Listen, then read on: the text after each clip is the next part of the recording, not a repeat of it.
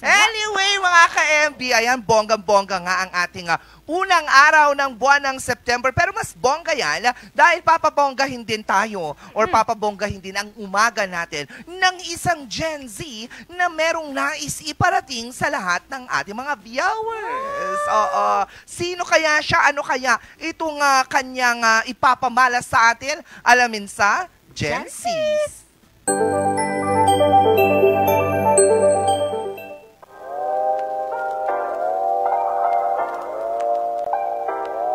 What's up mga ka-MB? Ako si Lady Limarbas from Tarlac State University at ito ang Gen Z's! Have you ever thought kung bakit yung parang isang kanta ay parang meant for you? Yung paulit-ulit mong pinapakinggan, yung perfect na naglalarawan ng nararamdaman mo? In our generation, ang music ay hindi lang basta sound. Parte na ito ng buhay natin, minsan kasama sa biyahe at sa pag-aaral. Mula P-pop hanggang K-pop, OPM hanggang sa Western music, magkakaiba ang taste natin. Pero higit pa sa orgasmic na beat o catchy na chorus ang habol natin. Paano kung ang pinapakinggan natin ay sinasalamin talaga ng mas malalim na bahagi ng sarili natin? Isipin mo ang go-to playlist mo. Puno ba ng sad songs, kilig songs o parinig sa crush songs? Ang musical choices natin ay hindi random. Kadalasan, ito ay refleksyon ng ating current mood o ng ating current state of mind o kahit ng mga nakaraang experience natin. Parang ang playlist natin ay mga self-portrait na laging nagbabago. Pwede itong maging comfort o escape from the reality. Pero gaano nga ba ka-personal ang pagpili natin ng musika? Let's hear it from Ryan Joseph, isang certified music lover na may playlist para sa lahat ng mood. From drama sa CR hanggang sa tugtugan sa jeep, meron siya niyan. Versatile ang taste tapos part pa siya ng isang choral group. Kaya kung may taong living and breathing music, siya na yun. Ryan Joseph Orgaya. May sinasabi yung music taste ko regarding sa akin kasi based sa mga music taste ko. Dito ko parang binibase din yung sarili ko. Ako, mas nakikinig ako ng music para makaramdam ng emosyon kasi pag may na-feel akong something or pag malungkot ako or happy, I always listen to music, different kind of music para lang makarelate din ako. Of course, I would listen to some music na nakaka-relate ako, especially when I feel something na deep emotions. If may soundtrack man yung buhay ko ngayon, possible it would be David by Lord. Kasi may lyrics dun sa kantang yun na sabi niya, am I ever gonna love again? Sabi niya gano'n. So feeling ko, kaya yun yung soundtrack kasi parang matagal ng single. So, ayun. Iba-iba man ang paborito nating kanta, may isang bagay tayong pare-parehong ginagawa. Ginagamit natin ang musika para mas maintindihan ang sarili natin. Pero habang busy tayo sa pag-emote o pagja-jam sa playlist natin, may mga tao namang todo buhos ng puso para mabuo yung mga kantang yan. Para sa mga musikero at composers, hindi lang basta art ang music. Hugot yan ng buhay nila. Bawat chords, bawat lyrics, bawat melody, kadalasan galing yan sa hugot. Kung may mga taong nakikinig ng music para makaramdam, meron ding gumagawa ng music para iparamdam. Katulad na lamang nila Junie at Revs, mga musician at composers, at hindi lang yun, parte rin sila ng rising local band from Tarlac na Astatin. Eugene, bassist from Astatin. Kasama ko yung gitarista and lead na Astatin. Hello, ako si Rebs, lead ng Astatin. Mostly kasi parang pag nagawa ng kanta, yung idea sa paligid mo minsan malaki yung nabibigay niyang yung hugot. Halos pareho lang kami kasi minsan may mga kanta kami na kunento ng kaibigan or something. Ganyan. Or minsan, experience ng iba na i-relate namin sa experience namin. Ganyan. Kumbaga, kung mahilig ka sa maingay na music, parang it means na may pagka-outgoing kang tao or something. Kung mahilig ka naman sa mga music na chill lang, gano'n. So somehow may relation din siya sa sa kumbaga sa behavior or sa attitude mo. Hindi lang ito tungkol sa feelings at vibes. May totoong siyensya sa likod nito. Ang utak natin ay nagre-react sa musika sa kamanghamanghang paraan na iimpluwensya ng mood, memorya at pati na rin ang behavior natin. Matagal nang pinag-aaralan ng mga psychologists ang malalim na ugnayan ng musika at isip natin. Kaya nitong mag-trigger ng nostalgia, magpa-boost ng focus o kahit tulungan tayong i-regulate ang ating emotion. Ito ay isang makapangyarihang tool kahit hindi natin gaanong napapansin. Alright, so actually, music is a form of universal language for everyone, no? So technically, each and every one of us, no, may kanya-kanya tayong identification and even affects sa atin yung music. So, pero madalas, kung bakit for other people, may tendency sila na, yun nga, to cling into certain genre or certain song or ano, it's because for many, it is a form of catharsis sa kanila. Doon nila nalalabas yung, yung gusto nilang i-express, na hindi nila ma-express through like words and all, or masabi directly, no? Mapa-artistic or not, it's a form of expression to many, ang music. And it speaks to so many of us, na even kahit hindi natin lingwahe, di ba minsan, nakaka-relate tayo. Alright. So actually, cognitively speaking, ayun nga, certain music kasi minsan na associate, we call that as conditioned association, no, with certain memories, no, na we have. So for example, the first time you heard that song, may special event na nangyari sa buhay mo. So that makes that certain song special to you. So kaya it evokes, kumbaga, ang effect sa'yo nun is it evokes positive emotions, no, or ang lumalabas is yung mga happy hormones mo. On the other side, no, pwede din naman natin siya ma-associate sa mga unpleasant experiences. So technically, ang na-evoke naman yung emotions sa atin are the unpleasant ones, and even yung nervous system natin, no, imbes na yung parasympathetic nervous system, which is yung pampakalma, yung sa sympathetic yung na-activate, which is yung pampa-anxious and ng adrenaline.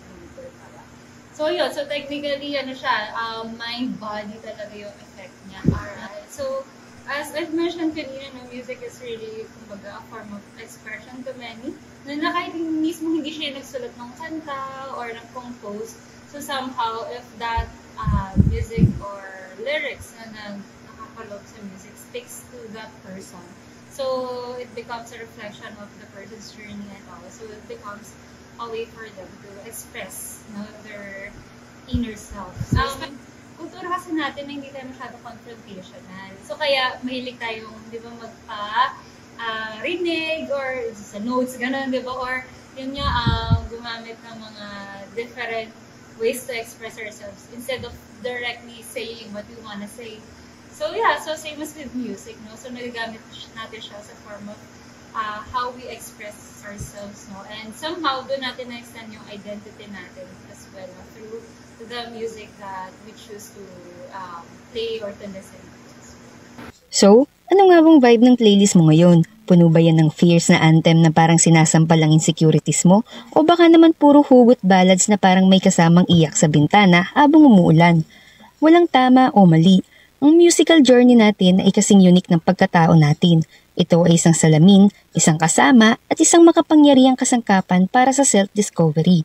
Kaya sa susunod na magpi-play ka, huwag ka lang basta makinig, damhin mo, at tandaan na ang musika ay isang salamin na nagpapakita sa iyo kung sino ka ngayon at kung sino ang magiging ikaw. Ooy! Mga musika! Yan ang pinakita sa atin at ipinakilala ng walang iba kundi si Lady Lee Marbas ng Tarlac State University. At kasama natin siya ngayon online. Hello, Lady Lee! Morning po. Ay, napaka-fresh. Napaka-lady naman. Kamusta ka, Lady Lee? Okay lang po, Miss B. Maulan po dito sa Tarlac. Feeling ko nga pero in fairness, dilaw na dilaw ka, ha? Hindi, pero cute, fresh. Eto ba nga musika ay talagang passion mo talaga siya? Ay, hindi po ako tumutugtog ng instrument. Pero simula bata po kasi ako, ah, nasanay po ako na every morning nagpapatugtog po si tatay ko ng mga music. So growing up po, parang na-pick up ko po yung ganong hobby sa kanya. Kaya nung mga high school na po ako, ganon, college, na-influence din po ako ng mga kaibigan ko na mahilig sa music. And sila naman po yung musically inclined. So ako nagustuhan ko na din po yung music somehow. Kapag po may nararamdaman akong hindi ko ma-express, ginagamit ko po yung music. Pero wala kang specific na genre na pinapakinggan talaga or random, para kang randomizer. Random yung mga genres na pinapakinggan mo. Yung pong genre na pinapakinggan ko, depende po siya sa emotion na nararamdaman ko. Kunwari po kapag malungkot po ako, usually nakikinig po ako sa mga OPM kasi po iba po talaga yung hugot ng mga Filipino artist. And meanwhile naman po, kapag po masaya ako, nakikinig po ako sa pop kasi po more on upbeat song po sila. Oo nga, no? Kasi talagang iba yung present mo nga sa amin, no? Kung paano yung refleksyon nitong mga kanta sa buhay ng Gen Z. Exactly, diba? Bilang ikaw, isang Gen Z ka nga, ano sa tingin mo yung tulong ng musika sa buhay mo? Ayun po. Kapag po may challenges po ako nararanasan, tapos hindi ko po alam kung paano po siya i-express or hindi ko po ma-open yung sarili ko sa ibang tao. Ginagamit ko po yung music as a comfort para po ma-validate po yung nararamdaman ko. Ano ba yung isa sa lagi mong pinapakinggan every time na malungkot ka?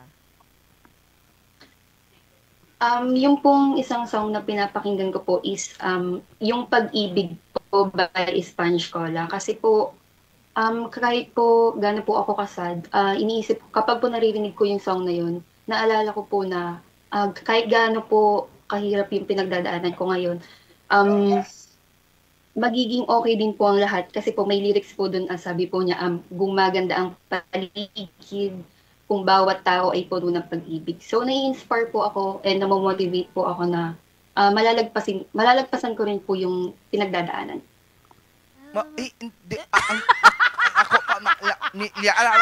Kantang paano yun? Oo. Yun ba yung gumaganda? Yun ba yun? Ang pag-ibig gumaganda. Ang pag-ibig. Yun ba yun? Diba? Paano siya? Paano si Miss Angel po alam niya. Go, yung kanina. Gumaganda ang pag-ibig. Gumaganda. Yun ba? Tama, no? Iba yun. Yun pala yun siya. Nakakatuwa naman. May napansin ka ba na effect din ng mga kanta sa ibang mga kabataan? Kasi sabi nila, when you listen, you are what you listen to pagdating sa musika. Kasi ngayon parang uso nga yung mga grudge na songs, yung mga underground music, na sometimes yung mga yon nagiging violent yung effect sa ibang tao, sa mga kabataan. May mga instances ba na ganito din yung effect niya sa'yo? Napansin ko lang po is yung pong mga kaibigan ko kasi is musically inclined po sila. So, kapag po nakikinig po sila sa Western music, napapansin ko po, nai-influence po yung fashion style nila.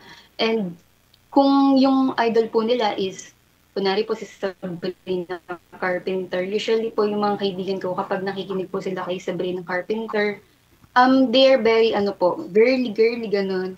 And sobrang, nila, fashionista. So, tingin ko po meron po talagang epekto yung music sa pagkatao natin. I see. Well, totoo din naman, So, ibig sabihin, anong pinapakinggan ko?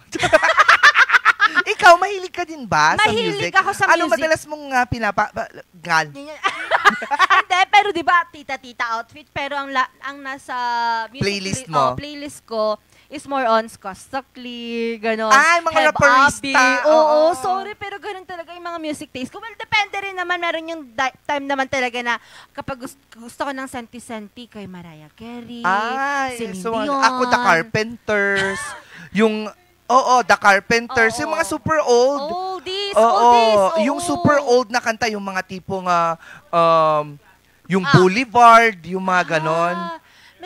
Tapos yung bluer than blue. Ganun. Bluer than blue. Yan, oo. Yung mga kinakanta ko talaga. Mahilig talaga ako sa mga skyline pigeon fly towards the dreams you left so very far behind. Turn me loose. Oh. At saka yung mga kanta ng mga sinauna dito sa mga Basil Valdez.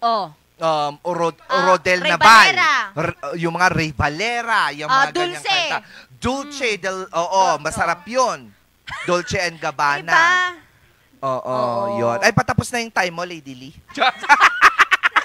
Lady Lee! Hello? Yes.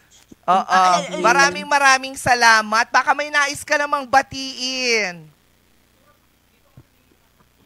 Shout out po sa mga kasama ko dyan sa bahay sa Baguio. Miss ko na kayo, guys. Meron ba? Meron ba? Or Meron ka pang mga nauwi kasama din dito? dyan? Wala po. Umuwi na po sila. Kasi hindi po kami gano'n kasi iba-iba po yung schedule namin. Hindi na kayo Oo, nakikita. hindi na kayo nakikita. Siya. Ay, Wala mga, na? ka-interns niya din dito before. Yeah. So, wala ka lang ibang babatiin? Wala na po. Ayan, maraming salamat, Lady Lee. We'll be seeing you again in the future. I hope that music will continue to inspire you to live and prosper in life. Thank you so wow. Diba? Thank you, Lady Lee. Bye! Bye, Lady Lee.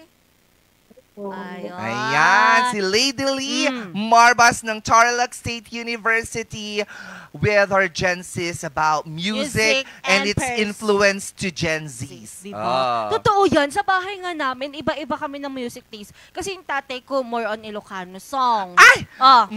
Diba? Titanam, awan nagbasulak, day naramid kumet amin, pagragsakan. Tapos yung agsipot-sipot ka, yung meron pa yan. Diba? The driver ka na the well. Ano pa? Tapos si kuya ko, more on oldies din siya. Gusto niya yung mga ganun. Tapos yung mami ko, ano yan, Hollywood. Diba? Yung kay Air Supply. Ay, maganda yung mga kanta ng Air Supply. Ay, Diyos me. MTRCB. Ako lang ay, mali. MLTR pala. MLTR. Tapos ako lang yung naiiba, kaya ayaw nila music taste ko. Oo din. Alam mo ba, girl, yung gumagana. Siguro pag nandun din ako sa bahay, ninyo, maglalayas ako. Diba? Anyway, kayo mga ka-MB,